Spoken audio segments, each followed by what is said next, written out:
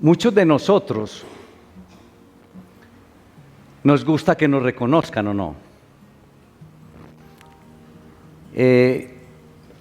Así no lo admitamos, creo que es no sé si llamarla cualidad del ser humano.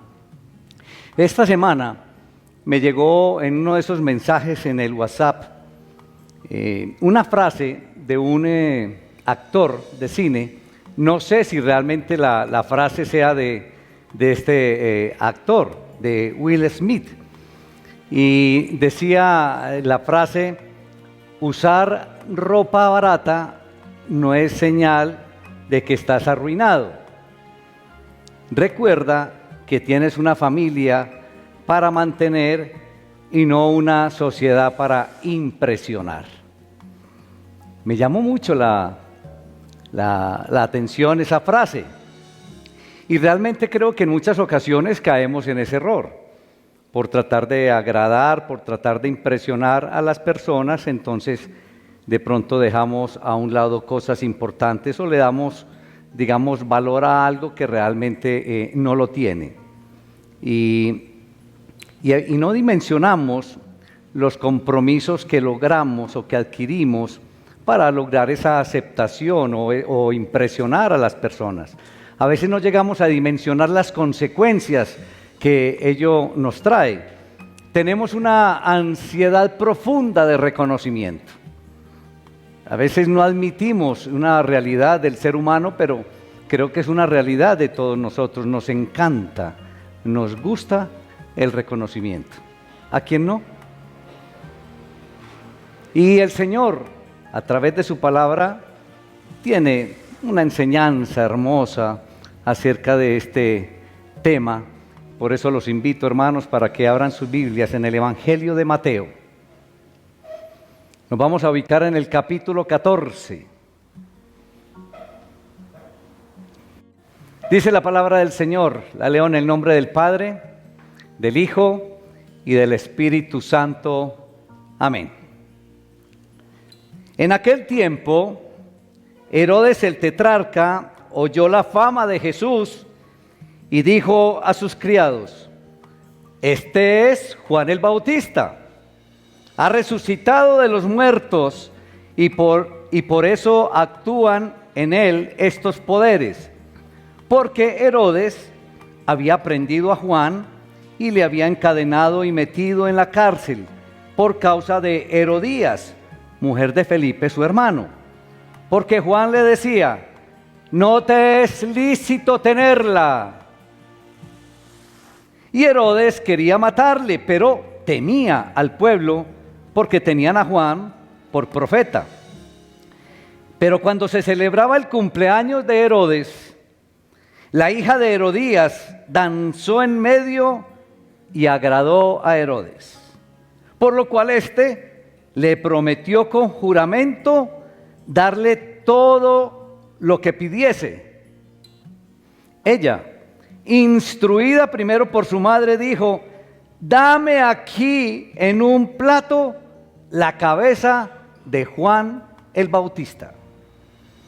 Entonces el rey se entristeció, pero a causa del juramento y de los que estaban con él a la mesa, mandó que se la diesen y ordenó decapitar a Juan en la cárcel. Y fue traída su cabeza en un plato y dada a la muchacha, y ella la presentó a su madre. Entonces llegaron sus discípulos y tomaron el cuerpo y lo enterraron y fueron y dieron las nuevas a Jesús. Padre, te alabamos, te damos honra, te damos todo el honor en el poderoso nombre de Cristo Jesús. Padre, que tu Espíritu Santo esté en medio de nosotros, Señor. Que podamos entender la enseñanza que tienes para tu iglesia hoy, Señor, para todos nosotros. Ayúdanos, Señor, con el poder del Espíritu Santo, que una vez entendida, Señor, tu enseñanza pueda ser aplicada en la vida de cada uno de nosotros. Te damos la honra, la gloria, todo el honor, en el poderoso nombre de Cristo Jesús. Amén. Hermanitos, a través de la porción de la palabra de hoy, vamos a aprender entonces que nuestros deseos no pueden gobernar nuestras decisiones. Nuestros deseos no pueden gobernar nuestras acciones. Herodes, el rey que es mencionado aquí al inicio del capítulo 14, es Herodes tetrarca o Herodes Antipas, hijo de uno de los 3 hijos de Herodes el Grande. Los 3 hijos eran Herodes Arquelao, Herodes Antipas y Herodes Felipe. Son los 3 hijos que conocemos aquí a través de la palabra. Ellos entonces, después de la muerte de su padre, se dividieron todos los dominios. Se conoce también que la madre de Antipas era una samaritana de nombre Maltase. Antipas, este Herodes tetrarca, inició una relación con una mujer muy especial, y dice la palabra, con la esposa de su hermano. Esa es la relación que tuvo o que inició este rey Antipas.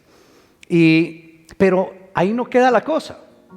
Resulta que esta mujer no solamente era la esposa de su hermano Felipe, sino que era sobrina de él. Era hija de un hermano medio. Tremendo entonces, era este tetrarca. A ver, a veces se nos confunden los nombres de todos estos Herodes, pero creo que hay digamos, una manera de recordar y de distinguir estos Herodes, y es de la siguiente manera. Herodes el Grande fue el que mandó a matar a los niños, Herodes el Grande. Herodes el tetrarca o Herodes Antipas, entonces, fue el que mandó a cortarle la cabeza al personaje de hoy. ¿A quién? A Juan el Bautista, correcto. Y tenemos otro Herodes, pero que ya era nieto de Herodes el Grande, Herodes Agripa, que mató a Jacobo y encarceló a Pedro. Así podemos de pronto recordar o distinguir un poquito todos estos Herodes para cuando estén leyendo la palabra del Señor. Mateo entonces, el evangelista Mateo inicia este capítulo 14 informando que la fama de Jesús había llegado a los oídos ¿de quién? Del rey, de Herodes tetrarca. Y entonces inmediatamente relacionó a Jesús por todo lo que estaba haciendo, por todo lo que se estaba produciendo de parte de Jesús. Herodes lo relacionó con Juan el Bautista y dijo: no, este es Juan que ha resucitado. Y lo relaciona por todos los poderes que estaba entonces mostrando nuestro Señor y Salvador Jesús. Estos poderes, digamos que no se refiere a milagros, porque nosotros no tenemos aquí la evidencia de que Juan el Bautista haya hecho ningún milagro, ¿correcto? Pero de pronto quizás quiere decir, o relacionaba este rey Herodes Antipas, era el mensaje de Jesús, el mensaje profético de Jesús, lo relacionaba entonces con el mensaje profético de Juan. Ahora, de pronto, ¿qué recordaría este Herodes Antipas del mensaje de Juan? ¿Cuál era el mensaje realmente? ¿Qué era lo que le ponía la cabeza así de grande a Herodes Antipas? ¿De cuál mensaje estamos hablando? ¿Qué era lo que le decía? Ayúdenme. Pero era más específico, directo. ¿Qué era? Exacto, pero ¿qué le decía? Sí, es que ese era el hecho. Que le decía: no puedes vivir con ella. No te es lícito vivir con esta mujer. Ese era el mensaje. Entonces, por eso inmediatamente Herodes relacionó a Juan el Bautista con Jesús, pero pensaba era en esto. Ahora, otros personajes dicen o sugieren que Herodes pensaba que uno que podía resucitar de la muerte obraría entonces con grandes poderes, digamos como que fuera un tipo supersticioso. Pero en los versículos o a partir del versículo 3 de esta porción de la palabra, nos muestra ahí el evangelista la maldad de este rey y la forma como mató a Juan el Bautista. Lo que podemos ver aquí en esta porción de la palabra es que el rey era una persona, digamos, de débil carácter y una persona de fácil manipulación, porque miren cómo lo manipularon de fácil. Y al menos de pronto que era de fácil manipulación cuando los deseos de este hombre o del rey estaban ahí involucrados. De igual manera, podemos observar que detrás del rey había una mujer cruel, una mujer mala, una mujer vengativa, una mujer egoísta, con una influencia grande sobre el esposo, sobre este rey Herodes Antipas. Y entonces detrás de esa máscara del rey, una máscara de rigidez, una máscara de autoridad, Antipas, digamos que era un hombre lleno de temores. ¿Quién habría de pensarlo? Un hombre con ese poder, con esa autoridad, y estaba lleno de temores. En la misma palabra podemos ver que inicialmente ¿a quién le temía? A ver, ayúdenme. Si estaba tan preocupado, si estaba tan preocupado de que había resucitado, ¿le temía a quién? A Juan. Inicialmente le tenía un temor a Juan. En la misma palabra dice que le temía al pueblo, a la multitud. Y daba la razón, porque la multitud consideraba a Juan un profeta. Ahí lo dice. Ahora, la otra cosa que temía, que podemos ver aquí en Herodes Antipas, era que le temía, digamos, a no cumplir el juramento que había hecho al frente de todos los invitados. Porque él había hecho un juramento delante de la gente. Entonces, una de las cosas de pronto que no lo llevó a corregir, lo que había prometido era eso. ¿Y a quién más le temía? Que podríamos deducir, no lo dice concretamente, a la mujer. Claro que sí. Miren, detrás de esa máscara de rigidez y autoridad era un hombre lleno de temores. Y Mateo menciona el encarcelamiento de Juan. Y no fue en ese momento, porque ahí estaban recordando. Si nosotros nos devolvemos a unos capítulos antes, aquí en este mismo evangelio, en el capítulo 4, versículo 12, ahí vemos que Juan ya estaba en la cárcel. Podríamos ver, o podríamos mencionar que unos meses antes, yo no sé, de pronto alrededor de un año, ya era el tiempo en que ya Juan estaba en la cárcel.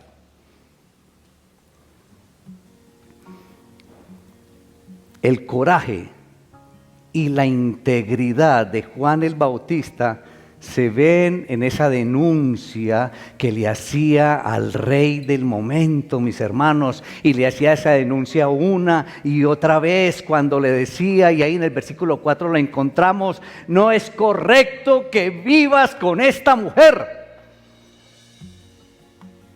Esa era la denuncia de Juan el Bautista para este personaje, y probablemente lo hacía en público y lo hacía personalmente. Y ve uno la valentía aquí de Juan el Bautista. Pero Juan básicamente tenía, digamos, dos motivos para hacer esta denuncia. Dos motivos que están en la misma palabra del Señor. Basado en Levítico capítulo 18, versículo 16, dice que el vivir con la esposa de su hermano, al vivir con la esposa de su hermano, entonces había puesto al descubierto la desnudez del hermano. Ahí dice, Levítico 18, 16. Pero también en Levítico 18, 12, dice que como Herodías era su sobrina, había una prohibición de que se casaran con un pariente. Ustedes pueden ir allá a Levítico. Entonces Juan tenía motivos básicamente esos motivos para la denuncia que le estaba haciendo a Herodes. Un cumpleaños, dice la palabra, estaban celebrando el cumpleaños de Herodes tetrarca. Y fue la ocasión, iglesia, para el martirio de Juan el Bautista, cuando probablemente todos estaban, ¿de qué manera piensan ustedes? Borrachos. Cuando lo más seguro era que todos estaban ebrios. Y yo creo que es la única mención en el Nuevo Testamento de la celebración de un cumpleaños.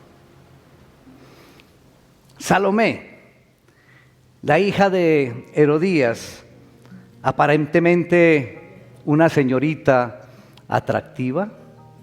Esa es imaginación pues para haber conseguido lo que consiguió. Me imagino que era bonita, esbelta, atractiva.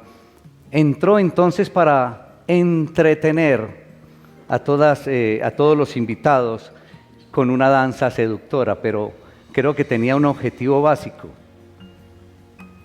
¿Llamarle a la atención a quién? A Herodes. De pronto se pueden preguntar, ¿y de dónde sale el nombre de Salomé? En la porción no aparece, ¿verdad? En la porción de hoy aparece el nombre de Salomé. En los paralelos, en Marcos aparece Salomé. Ninguno, no aparece. ¿De dónde podemos sacar el nombre de Salomé? Y es leyendo a un escritor de la época, ¿sí? En donde nos da esos dos datos: el nombre, Salomé, hija de Herodías, y que era sobrina de su hermano Aristóbulo, era el nombre del hermano medio. Entonces, Salomé era la hija de Herodías. Entonces, simplemente esto de que era bonita y seductora, pues es una deducción, porque de pronto si tuviera otras condiciones, a lo mejor no le ayudarían a conseguir el objetivo. ¿Estamos de acuerdo? Antipas entonces, ¿cómo decirlo?, complacido por la exhibición de Salomé, por el baile, y quizás bajo la influencia del alcohol, como lo dijimos anteriormente, le prometió entonces a esta muchacha, bajo juramento y delante de todos los invitados, y le dice: pide lo que quieras y te lo daré. Tremendo.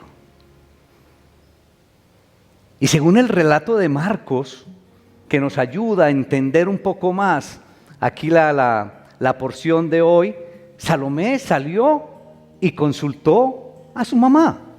Ahí encontramos en Marcos capítulo 6, versículo 24.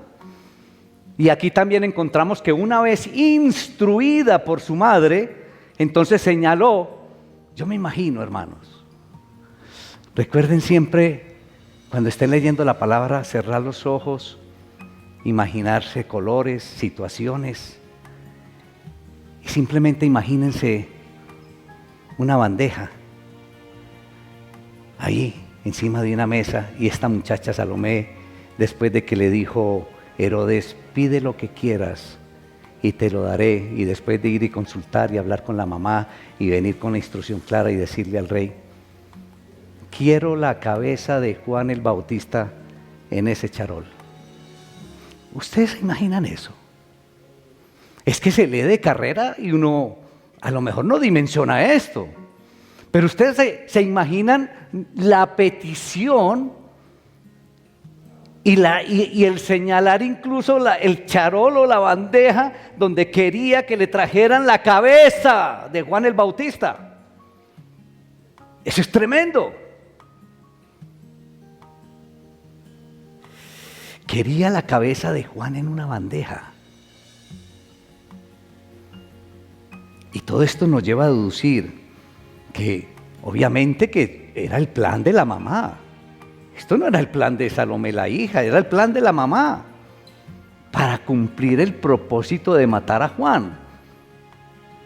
Porque ella también se veía perjudicada por la denuncia de Juan. Claro, es que Juan el Bautista estaba denunciando al rey por convivir con ella, y entonces los dos tenían tremendo problema. Pero exponer esta mujer a su propia hija, a las miradas y el deseo de aquel que en ese momento era ¿quién? No, pero personalmente con ella. ¿Ah? No, pero estoy hablando de la mamá. La amante o el esposo, pues, porque ya estaban viviendo juntos. ¿Cómo le parece? Tremenda Herodías, ¿no? Exponer a la hija a ese tipo de cosas para poder cumplir el objetivo, matar a Juan. Me llama mucho la atención el versículo 9. ¿Qué es lo que dice? El rey se entristeció. ¿Cómo tomar esa parte? Yo me imagino que de pronto de esa emoción inicial que tuvo Antipas o Tetrarca, entonces como que después recapacitó y dijo, pero yo le prometí, pero ¿cómo me pide esto? Exacto, a lo mejor pensó en algo material. Y cuando esta mujer le pide eso, dice que se entristeció, que podríamos decirlo, ¿de qué otra manera podríamos decir? ¿Sé qué? Dilo duro, como que se arrepintió. Claro, se puso, digamos, a impresionar a la gente, se puso a impresionar a los invitados, diciéndole a esta mujer, pídeme lo que quieras que te lo voy a dar. Ella viene, claro, y le hizo la petición, y entonces él ¿qué dijo? Tremendo. Miren, quizás dimensionó el costo de la petición de esta muchacha. Dimensionó el costo, mis hermanos, de cumplir lo prometido. Y el rey se entristeció. Herodes había hecho ese juramento, Herodes había hecho esa promesa delante de todos los invitados, porque fue delante de ellos. Por eso tuvo que cumplir lo prometido, mis hermanos, para no perder el respeto de todos los invitados, para no perder la credibilidad de todos ellos. ¿Se dan cuenta? En tremenda camisa se había metido Herodes. ¿Se podía volver atrás? ¿Qué iba a pasar con todos los invitados? No, este no es Hino Buchipluma. Se tuvo que mantener en la promesa, mis hermanos, para no perder ni la autoridad, ni perder la credibilidad con todos los invitados. Hermanos, qué triste y qué terrible la manera en que se dio la muerte de Juan el Bautista. Yo no sé ustedes, pero cuando de pronto en algunas películas uno ve que decapitan a alguien o le cortan la cabeza, a mí yo me estremezco. Es terrible, y creo que la muerte de Juan se dio de una manera espantosa. Y peor aún, que el destino o que la muerte de Juan se hubiera decidido en medio de una fiesta, se hubiera decidido en medio de una parranda, en medio de una algarabía, donde las emociones de las personas o de los hombres priman sobre los juicios correctos y justos. Qué tristeza uno imaginarse simplemente eso.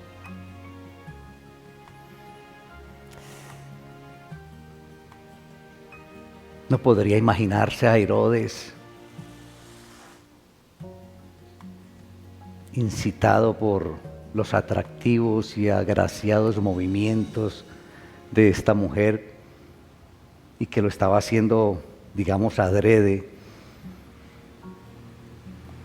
Digamos que Herodes encontró la manera perfecta de congraciarse con todos los invitados.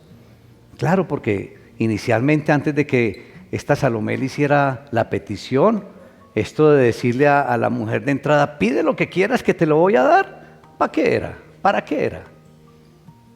Ante los invitados, dígame ¿para qué? Para aparentar, para impresionarlos.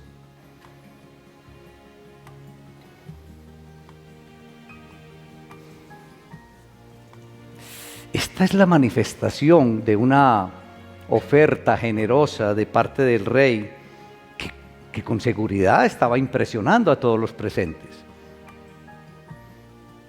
Una promesa, yo diría que muy exagerada por los alcances de la promesa, muy comprometedora.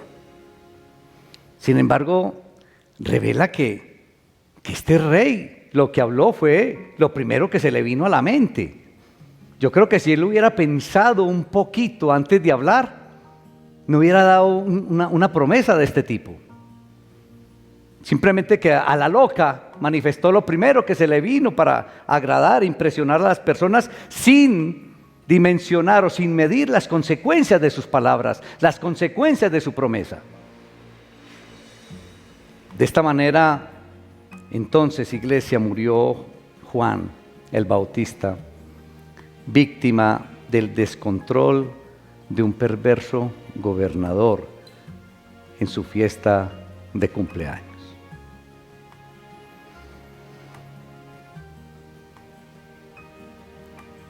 Qué profundos son los deseos, iglesia, del ser humano, de todos nosotros, por agradar y por impresionar a los demás. Créame que eso está en todos y cada uno de nosotros. Nos encanta agradar a las personas. Y este deseo de quedar bien, este deseo de impactar a la gente, de impresionar con la manera en que actuamos y así ganarnos, digamos, el favor y el aprecio y el reconocimiento de las otras personas, creo que es algo que nace de la esencia misma de lo que somos como seres humanos. Todos tenemos un deseo profundo de reconocimiento. Créanme que todos lo tenemos. Unos, digamos, en un grado mayor, otros menos, pero todos tenemos ese deseo profundo de reconocimiento. Todos tenemos ese deseo que nos tengan en cuenta y que nos valoren y que seamos valorados por todos aquellos que tenemos a nuestro alrededor.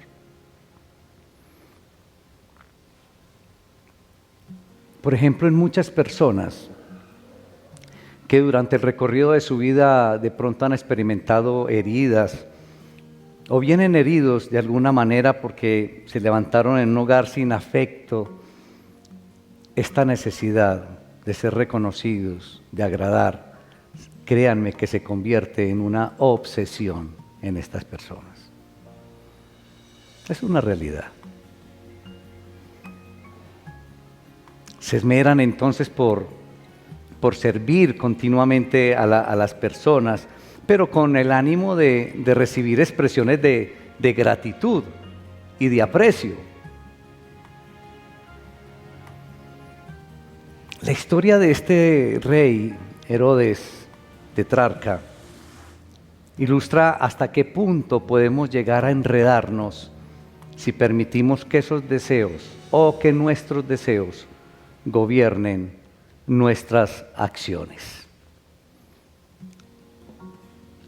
El rey Herodes, en un momento de un deseo momentáneo, miren la promesa que hizo y miren cómo actuó. El rey se entristeció, como lo manifestamos ahorita, por esa promesa, porque repentinamente se dio cuenta que había sido totalmente alocada esa promesa. Se dio cuenta de su ligereza. Y creo que nosotros, iglesia, en muchas ocasiones somos muy rápidos, somos muy ligeros para prometer cosas. Créanme. Yo no sé ustedes, pero yo lo reconozco, que he cometido en muchas ocasiones ese gravísimo error.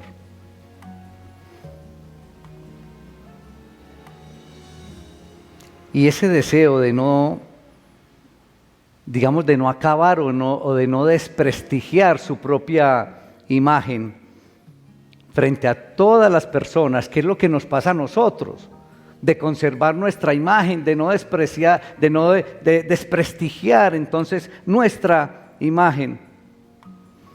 Entonces se mantuvo, o fue lo que mantuvo a este rey en esa posición, en esa promesa, en cumplir lo prometido. ¿Y saben algo? ¿Qué podemos aprender inicialmente de una lección como esta? que si nosotros nos damos cuenta que estamos equivocados, entonces lo que debemos es arrepentirnos. Pero ¿sabe qué necesita eso para hacer una corrección de esas? Tener valor y tener coraje. ¿Y qué es lo que podemos ver en este rey? No lo tenía. ¿Qué era más importante para él? Conservar la imagen, no desprestigiarse, no perder la autoridad ni la credibilidad. Pero nosotros sí tenemos la oportunidad entonces de llenarnos de valor, de llenarnos de coraje y corregir. Y no llegar al punto en que llegó entonces este rey de simplemente decir, y el rey se entristeció. ¿Pero y qué hizo? Se mantuvo. Y tremendo error. Pero mire que podemos aprender nosotros. Cuando estemos entonces tristes por errores, mis hermanos, llenémonos de valor y vamos adelante a corregirlos. Qué belleza esto. Llenarnos de valor. Y la cuestión es que en nuestro afán por agradar a las personas, en nuestro afán de quedar bien con muchas personas, a veces nos comprometemos con cosas que no vamos a cumplir. Y muchas veces lo hacemos, nos comprometemos con cosas que incluso desde que lo hacemos sabemos que no somos capaces de cumplirlas. O porque no tenemos la capacidad, o porque no tenemos la disciplina, o por muchas otras razones. Pero prometemos cosas por agradar, por quedar bien, sabiendo que no las vamos a cumplir. Y puede que nos comprometamos con cosas que no tengan la magnitud ni la seriedad de la promesa de Herodes tetrarca. Pues obviamente que no nos vamos a comprometer a cortarle la cabeza a otra persona. Sí o no, pero no deja de ser igualmente dañinas las promesas que no vamos a cumplir. Y acabamos involucrados en situaciones no deseadas e incluso en situaciones detestables.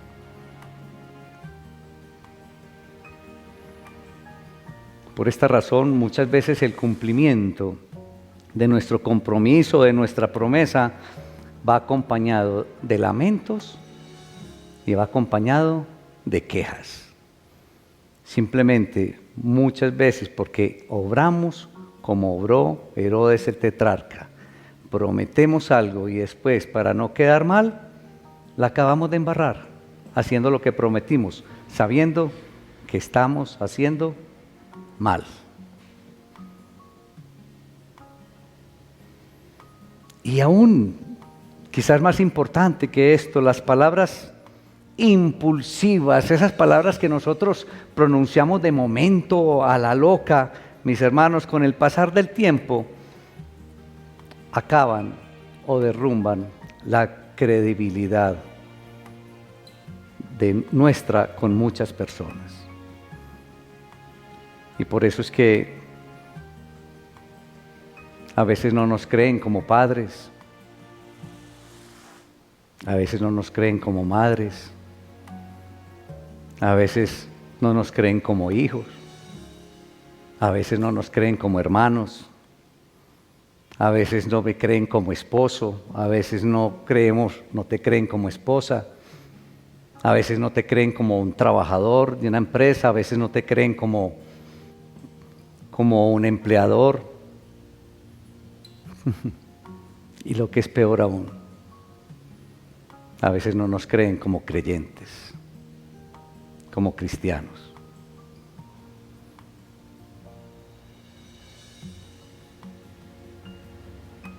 Y prometemos y nos escuchan quizás los que están a nuestro alrededor de promesas que hacemos y que no las cumplimos.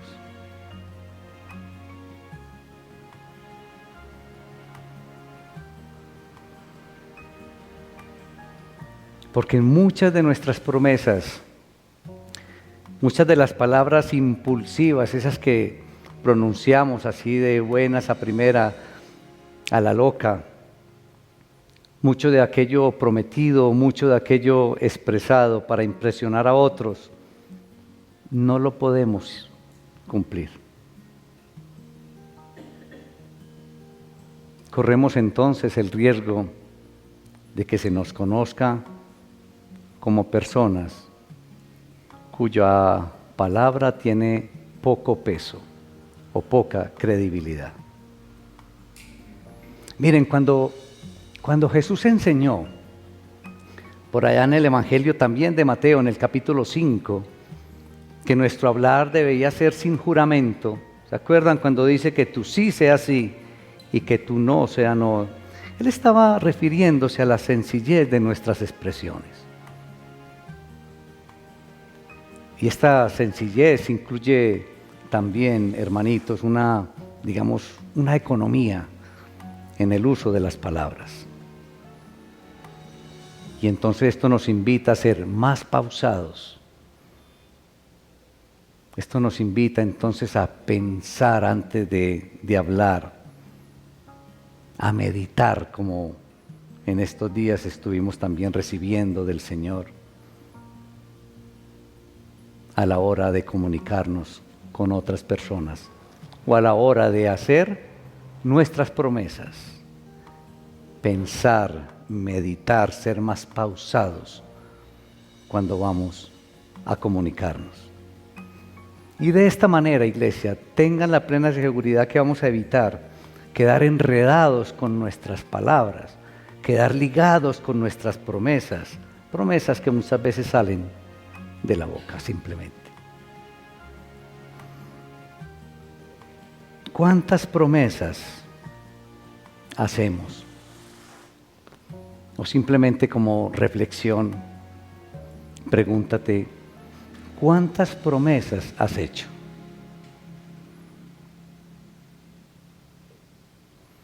Y aquí entonces se abre un abanico para aplicar ese interrogante. ¿Cuántas promesas has hecho a tu esposa? ¿Cuántas promesas has hecho a tu esposo?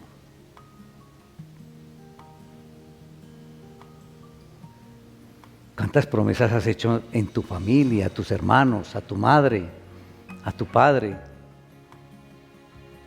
¿Cuántas promesas? Muchas veces hechas por impresionar o por agradar. Y incluso inicialmente haciendo la promesa, ni siquiera tienes la intención de cumplirla o de hacerla.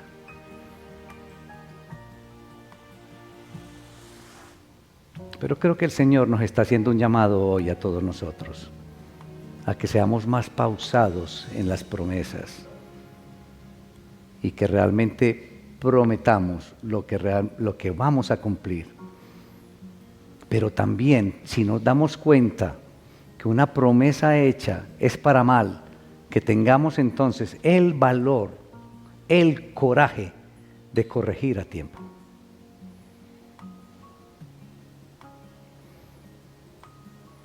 Pero, ¿cuántas promesas le has hecho al Señor?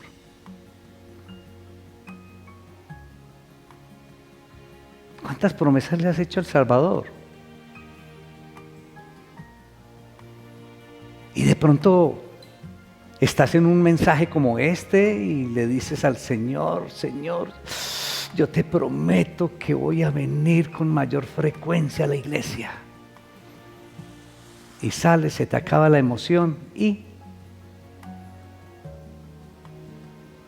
Señor, yo te prometo que ahora sí voy a empezar a venir cumplidamente a la iglesia, porque es que si el culto empieza a las 10, yo voy a estar por lo menos 5 minutos antes, no 5 minutos después.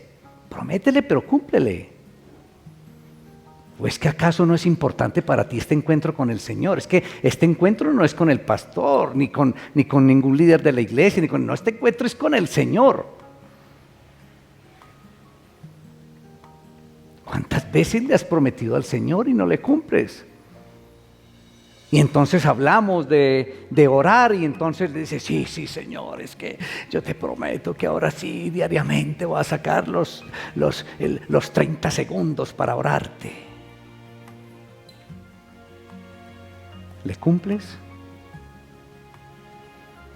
Y hablamos de la importancia de la lectura de la palabra y entonces en esa emoción le dice, Señor, sí, es que diariamente voy a leer un versículo diario.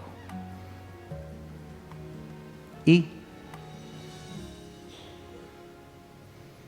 ahora pregúntate, si dijimos ahora que si uno no cumple lo que promete, entonces pierde la credibilidad ante las personas. Estamos hablando de las promesas ante el Señor. Entonces, ¿qué hay de la credibilidad tuya ante el Señor? ¿Qué dirá el Señor cuando tú le prometes algo? ¿Qué dirá el Señor? Ya otra vez con sus promesas.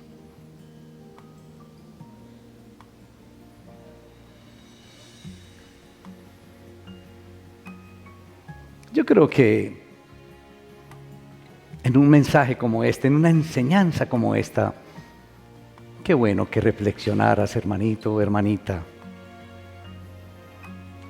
Y no solamente es para aplicarlo en nuestra vida cristiana, claro que es lo más importante, pero miren que esto se abre un abanico para nuestra vida, con todas las personas que nos rodean. Y que a partir de hoy, entonces seamos más pausados en nuestras palabras, seamos más pausados en nuestras promesas y que realmente lo que prometamos lo cumplamos. Y muy especialmente entonces las promesas que le hagamos a nuestro Señor y Salvador Jesucristo. Padre, te alabamos, te damos honra, Señor, te damos todo el honor en el poderoso nombre de Cristo Jesús. Gracias, Padre, por tu palabra, gracias por tu enseñanza, Señor. Enseñanza, Señor, que nos ayuda a crecer, no solamente como seres humanos en nuestro compartir social, Señor, en nuestra familia, en nuestros trabajos, sino muy especialmente, Señor, en nuestra relación contigo, Padre, a través de nuestro Señor Jesucristo y con el poder del Espíritu Santo. Perdónanos, Señor, porque en muchas ocasiones, Señor, hemos hecho promesas que no te hemos cumplido, Señor. A ti y a muchas personas. Pero perdón también, muy especialmente, Señor, te pedimos por aquellas promesas que después de reconocer que hacen mal, no las corregimos, Señor. Porque puede darse o podemos tener unas consecuencias terribles. Te pedimos perdón, Señor. Pero hoy, Señor, nos enseñas a corregir esas promesas a la ligera, Señor, e incluso a no cometerlas, a ser más pausados y a llenarnos de valor y de coraje cuando tengamos que hacer correcciones. Te damos toda la honra y la gloria en el poderoso nombre de Cristo Jesús. Amén.